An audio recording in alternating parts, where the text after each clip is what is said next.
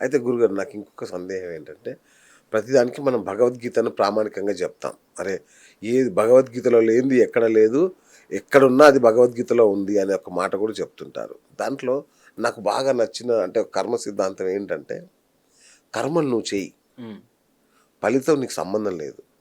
అది నాది. నేను నడిపిస్తున్నాను నిన్ను. నేనే చేపిస్తున్నాను నీకు. సో, కర్మలకు నువ్వు కర్మలు చేయడమే నీ పని తప్ప, ఫలితాన్ని ఆశించకు. ఫలితాల మీద నీకసలు కంట్రోల్ లేదు. నీది కాదు, నీకు సంబంధం లేదనేది చాలా స్పష్టంగా ఉంటుంది భగవద్గీతలో. అలాంటప్పుడు నాకొచ్చే మోక్షాలు గానీ, నాకొచ్చే కర్మ ఫలితాలు గానీ, ప్రారబ్ధ కర్మలు గానీ, ఏ కర్మలైనా నేనెట్లా బాధ్యుడినవుతాను నేను చేసే కర్మలకి? నేనొక రేప్ చేశాను, లేదంటే మర్డర్ చేశాను. అవన్నీ నా పూర్వజన్మ నుంచి వచ్చినవన్నీ అయ్యుండాలి. లేదంటే నా ప్రారబ్ధ కర్మలన్నీ అయ్యుండాలి. నేనిప్పుడు దాన్ని అనుభవిస్తున్నాను. నా దోషమేముంది? నా తప్పేంటి? అందరికీ అందరికే కాదు. మా పాపుల తరఫున కొట్లాడుతున్నా ఇప్పుడు నేను. ఆ, భగవంతుడు కర్మలను చేయటం ఏందే నీకు అధికారము కలదు గాని వాటి ఫలితముల పైన కాదు, అట్లని కర్మలను చేయటం మానరాదు, కర్మఫలమునకు నీవు కారణము కారాదు అన్నాడు. అవును. ఈ పాయింట్ పట్టుకొని చాలా మంది దీన్ని వక్రంలో చూస్తున్నారు. అంతా చేపించేది ఆయనే, నేనేం చేయట్లేదు, నాకేం సంబంధం అంతే లేదు, కదా. ఇలా చేపించాడు అంటున్నాడు.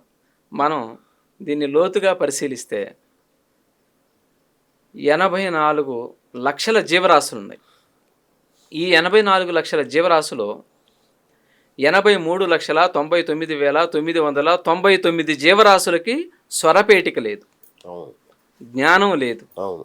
కేవలం ఒక మనిషి మాత్రమే ఈ శాస్త్రాన్ని అభ్యసిస్తున్నాడు, అవును. మాట్లాడుతున్నాడు. మానవ జన్మకు మాత్రమే ఇది వచ్చిన వరం. కాబట్టి మనకన్నీ తెలుసుగా, అవును. ధర్మం ఏది, అధర్మం ఏది, అన్ని విషయాలు తెలుసుగా. ధర్మం ఏది, అధర్మం ఏది, ఎటువంటి విషయాల యందు మనం ఉండాలి అని మీకు ఒక స్పృహ ఉందిగా. ఉమ్. కాబట్టి మీకు కొంత జ్ఞానం ఉంది, ఏది మంచిది ఏది చెడు అని. కాబట్టి మనకి ఒక బుద్ధి ఉంది. ఈ బుద్ధి పనిచేస్తూ ఉంటుంది నిరంతరం. ఏది తప్పు ఏది ఒప్పు అని చెప్తూనే విచక్షణ ఉంటాడు. వాడాలి. విచక్షణ జ్ఞానం ఉంది. కానీ మిగతా జీవరాశులకు తెలుసా? తెలీదు. తెలియదు. కాబట్టి మనకి ఈ విచక్షణ జ్ఞానం ఉంది. ఫలానా కాలుతున్న దాన్ని పట్టుకుంటే, మండుతున్న దాన్ని పట్టుకుంటే కాలుతుందన్న సంగతి తెలుస్తుంది. కాబట్టి ఇంతటి జ్ఞానం మనకుంది. ఇది మనిషికి మాత్రమే ఇచ్చాడు. మరి ఇక్కడ కూడా బుద్ధి కర్మానుసారే అంటారు మళ్ళీ. బుద్ధి కర్మానుసారే అంటారు కదా. కాబట్టి మంచి పాయింట్, బుద్ధి కర్మానుసారే. కాబట్టి ఇతను పూర్వజన్మలో చేసుకున్న కర్మలను బట్టి ఇప్పుడు ఇతను జన్మ తీసుకుంటున్నాడు. ఓకే, ఈ జన్మ తీసుకోవటం వల్ల ఏంటంటే పూర్వజన్మలో ఉన్న వాసనా బలం ఏదైతే ఉందో, ఆ వాసనా బలం నుంచే వీడికి జన్మ వస్తుంది. వీడి కోరికలు అవన్నీ కూడా వాటిని అనుసంధానం చేసుకొని వస్తుంది. అయితే నేను చేయట్లేదు కదా, అంతా నా కర్మే చేపిస్తుంది కదా అని అనుకోవటానికి మనం లేదు. ఎందుకు లేదంటే మనకు కొంత జ్ఞానం ఉంది, విచక్షణ జ్ఞానం ఉంది. ఏది చేస్తే తప్పు ఏది చేస్తే రైటు అనే అంశం మీద మనం అన్నిటిలోనూ అన్ని విషయాలు, మన పిల్లల విషయాల్లోనూ అన్నీ మనకు తెలుసు. కాబట్టి తెలిసి ఏ మనిషి కూడా తప్పు చేయకూడదు. ఇది ఒక జంతువులకు మాత్రమే వర్తిస్తుంది తప్ప మనకు కాదు. కాబట్టి మనకి ఇన్ని శాస్త్రాలు, ఇన్ని హోమాలు, ఇన్ని రెమెడీస్, ఇన్ని గుళ్ళు, ఇన్ని క్షేత్రాలు ఇచ్చాడు. ఎట్లాగే జ్ఞానాన్ని ఇచ్చాడు. కాబట్టి మనం తప్పు చేయకూడదు. నేను చేస్తున్నాను అని మీకు తెలిసి ఏ విషయం ఎందు కూడా తప్పుడు విషయాల మీద మనం వెళ్ళకూడదు. కాబట్టి ఏంటంటే ఈ ఈ యొక్క మాటను అడ్డం పెట్టుకొని చాలామంది చాలా రకాలుగా చేసేది నేను కాదు అనే విషయం మీద చాలా రకాలుగా చేస్తున్నారు. అది తప్పు. మనకి జ్ఞానం ఉంది కాబట్టి మనకు అన్నీ అర్థమవుతున్నాయి. ఏది తప్పో ఏది రైటో మనకు తెలుస్తుంది కాబట్టి మనం తప్పు చేయకూడదు. ఎరుకలో ఉంటాం మనం, ఎరుకలో వాడాలి అంతే. కాబట్టి ఇది అంతా కూడా భగవంతుడే చేపిస్తున్నాడు అని అనకూడదు. కాబట్టి ఇప్పుడు మంచి కర్మలు ఏవైతే మీరు చేసుకుంటారో ఈ కర్మలను బట్టే మీరు నెక్స్ట్ జన్మ వస్తుంది. ఓకే, ఒకవేళ యాక్సిడెంటల్గా ఏదైనా జరిగింది అనుకోండి, దాన్ని మాత్రమే మనం కర్మలోకి పూర్తిగా స్వీకరించాలి. ఓకే, అనుకోకుండా జరిగింది, ఓకే ఇది నాకు సంబంధం ప్రమేయం లేకుండా జరిగిన దాన్ని భగవంతుడు ఆయన ఫలితాన్ని ఇచ్చాడు అనుకోవాలి. అంతే తప్ప మీకు తెలుస్తూ అన్నీ చేసి ఆయన చేపిస్తున్నాడని మాత్రం మనం ఒక నిర్ధారణకు రావాలి. అనుకోవడానికి వీల్లేదు. ఉంటాయి, మళ్ళీ పోలీసులు శిక్షిస్తారు. ఓకే. అన్నీ ఉంటాయి. ఇక్కడ చేయాల్సిన, లేకపోతే భగవంతుడు చేపిస్తే మళ్ళీ ఎందుకు శిక్షిస్తాడు? ఇక్కడ మీకు కరెక్ట్, కరెక్ట్. ట్రీట్మెంట్ ఎందుకు ఉంటుంది? అవును. కేసులు ఎందుకు ఉంటున్నాయి? కోర్టులు ఎందుకు ఉంటున్నాయి? న్యాయస్థానాలు ఎందుకు ఉంటున్నాయి? అవును. కాబట్టి తెలిసి ఏ పని చేయొద్దు, ఓకే. తప్పులు చేయొద్దు. తెలిసి తెలియకుండా ఆటోమేటిక్గా జరిగిన దాన్ని మాత్రమే కర్మ బాధ్యత తీసుకుంటుంది, భగవంతుడు బాధ్యత తీసుకుంటున్నాడు. రైట్. మన లా వేరు, హ్యూమన్ లా వేరు, డివైన్ లా వేరు. అవును, డివైన్ లాలో సపరేట్ సెక్షన్స్ ఉంటాయి. అవును. వావ్. ఇంకోటి గురుగారు, చాలా మందిని అడగాలనుకున్నాను. మన వంటిల్లు ఉంటుంది, దాని పక్కనే మన దేవుని గుడి పెడతాం, చిన్న టెంపుల్ లాగా కట్టుకొని దేవుణ్ణి పూజిస్తుంటాం. ఈ పక్కన చికెన్, మటన్, ఫిష్, ప్రాన్స్ అన్నీ వండుతుంటాం. మళ్ళీ కాసేపటికి వచ్చి ఇక్కడ దేవుడా నన్ను కాపాడని ఇక్కడే మొక్కుతుంటాం. ఇట్లాంటి చిన్న ఒక అడ్డు గోడ మాత్రమే ఉంటుంది, చిన్న గోడ. మరి నిజంగా ఇట్లా ఉంటే ఫలితం వస్తుందా? మంచి ప్రశ్న. చాలామంది ఇప్పుడు అపార్ట్మెంట్ కల్చర్ అయిపోయింది, అవును, అవకాశం లేకుండా పోయింది. అవును, ఈ అవకాశం లేకుండా పోవటం చేత వంటగదిలోనే ఆ కొంత స్పేస్ని తీసి ఎగ్జాక్ట్లీ, అవును, మనం దేవుడి గదిగా తీసుకుంటున్నాం. కానీ ఇక్కడ మేజర్గా మనం చూస్తే ఒకటే పాయింట్ అండి, భగవంతుణ్ణి ఆరాధించాలంటే ఒక ప్రశాంతమైన వాతావరణం కలిగి ఉండాలి. ఓకే.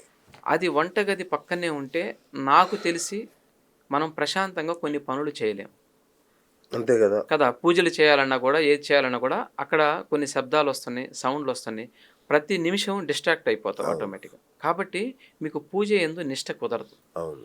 కానీ అలా ఉన్నప్పుడు కూడా మీరు ఎలా చేసుకోవచ్చు? ఓకే. దీనికి మనకి అవకాశం ఎక్కడుంది? తెల్లవారుజామున 5 గంటలకు లేయి, అచ్చా, ఓకే. లేదంటే కుదిరితే 4 గంటలకు లేయి. కాబట్టి ఈ సమయాల్లో నువ్వు పూజకు కేటాయించావు సమయాన్ని. ఓకే, మీ యజమాని, ఇంటి యజమాని ఎవరైతే ఉంటారో పూజకు కేటాయించారనుకోండి, ఎటువంటి ఇబ్బందులు లేకుండా మీకు ఆ పూజ నిర్విరామంగా చేసుకునేదానికి ఒక మంచి అవకాశం ఉంటుంది. అయితే అప్పుడు మీకు కాలం సహకరిస్తుంది, ఈ ప్రకృతి సహకరిస్తుంది. ఈ ప్రకృతి సహకరించడం ద్వారా మీరు చేసుకునే ఆ పూజకు ఫలితాలు వస్తాయి. కాబట్టి ఏ టైంలో పడితే ఆ టైంలో పూజలు చేయకండి. దానికి కొంత సమయం మనకి భగవంతుడు కేటాయించున్నాడు, మనకి శాస్త్రాలు చెప్పున్నాయి. కాబట్టి ఆ సమయాల్లో చేసుకోవటం చాలా ఉత్తమమైనది. పూర్తిగా సత్ఫలితాలు రావాలంటే మనకు ఆ సమయాన్ని తీసుకోవటం అనేది మంచి పాయింట్. ఓకే. అట్లాగే ఇంకోటి గురుగారు, చాలామంది అంటుంటారు, వాళ్ళు వండారా నేను తినను, వీళ్ళు వండారా నేను తినను, పలానా వాళ్ళు వండితేనే తింటాను, లేదంటే ఇట్లాంటి తేడాలు ఎందుకు గురుగారు? అంటే అంటే ముఖ్యంగా పూజలో ఉన్న సమయంలో కానీ వాటిల్లో కానీ ఇట్లా పలానా వాళ్ళు వండితేనే తినాలి అనే దానికి మనకు దానికి వచ్చే ఫలితానికి ఏమైనా సంబంధం ఉంటుందా? ఉంటుంది. ఓకే. ఎలా ఉంటుంది అంటే, మనం పూర్వం మనకి బ్రాహ్మణులు, మనకి శాస్త్రం తెలిసిన వాళ్ళు చెప్పేది ఏ విధంగా చెప్పారంటే, మడిగట్టుకొని వంట చేయమంటున్నారు. దేనికి మడిగట్టుకొని వంట చేయమంటున్నారు? కేవలం నీలో ఉన్న కామ, క్రోధ, మదమాచర్య, లోభ, అహంకారాలు, సత్వగుణము, రజోగుణము, తమోగుణం అనే గుణాలు ఎప్పుడు నిరంతరం నిన్ను ఎరుకలో లేకుండా మనస్సుని ఆయుధంగా చేసుకొని రకరకాలుగా ప్రవర్తిస్తూ ఉంటాయి. ఓకే. ఓకే. కాబట్టి వంట చేసేటప్పుడు నియమనిష్టలతో మనం చేయాలి. ఎందుకు చేయాలి ఆ నియమనిష్టలు అంటే, మీరు తిన్న ప్రతి ఆహారం కూడా అది ప్రసాదంగా మారాలి. ప్రసాదంగా మారినప్పుడు మాత్రమే నీకు మంచి యోగ్యత కలుగుతుంది. కాబట్టి ఏంటంటే, అనేక రకాల ఆలోచనలతోటి కొంతమంది వంట చేస్తుంటారు. మనం ఎందుకు ఇంట్లోనే చూస్తామండి, జనరల్గా ఇంట్లోనే చేస్తూ ఉంటారు. వాటి వల్ల ప్రయోజనం ఉండదు మనకి. కాబట్టి మీరు ఏ విధంగా అయితే అరుస్తూ ఒక వంటను మొదలుపెట్టారు, లేదో పిల్లవాడిని తిడుతూ ఒక వంటను మొదలుపెట్టారు, ఇట్లా అనేక రకాలుగా మన యొక్క మానసిక స్థితి అనేక రకాలుగా కంపించిపోతూ ఉంటుంది. అసలు మీరన్న సత్వ, తమో, రజోగుణాలన్నీ వంట రూమ్ నుంచే వినబడుతుంటాయి. గిన్నెల శబ్దాలు, అరుపులు, కేకలు, ఫోన్లు అన్ని వంట రూమ్ లోనే. ఆ సమయానికి వీళ్ళ ఆలోచన తీరు ఏదైతే ఉంటుందో, ఓకే, వీళ్ళ యొక్క పరిస్థితులు ఏ విధంగా అయితే ఉంటాయో అవన్నీ కూడా ఆ వంటలోకి వెళ్ళిపోతుంటాయి ఆటోమేటిక్. అంతే కదా. ఇప్పుడు ఒకరు దీవిస్తే మంచిగా ఉండండి అని, ఆయుర ఆరోగ్యాలతో ఉండండి, ఒక దీవెన ఎందుకు ఫలిస్తుంది మనకి? మనిషిలో కొంత శక్తి ఉంది. కాబట్టి నువ్వు వంట చేసేటప్పుడు కూడా ఏదో నీకు తెలిసిన ఒక చిన్న మంత్రం, ఓం నమో నారాయణాయ, ఓం నమ శివాయ, ఇట్లా చేసుకుంటూ సాత్వికంగా నీ ఆలోచనలు కలిగి నువ్వు వంట చేస్తే అది ప్రసాదంగా ఉంటుంది. ఓకే. కాబట్టి ఆ వంట తిన్న వాళ్ళకి అనేక రకాలుగా ఆరోగ్యం కూడా బాగుంటుంది.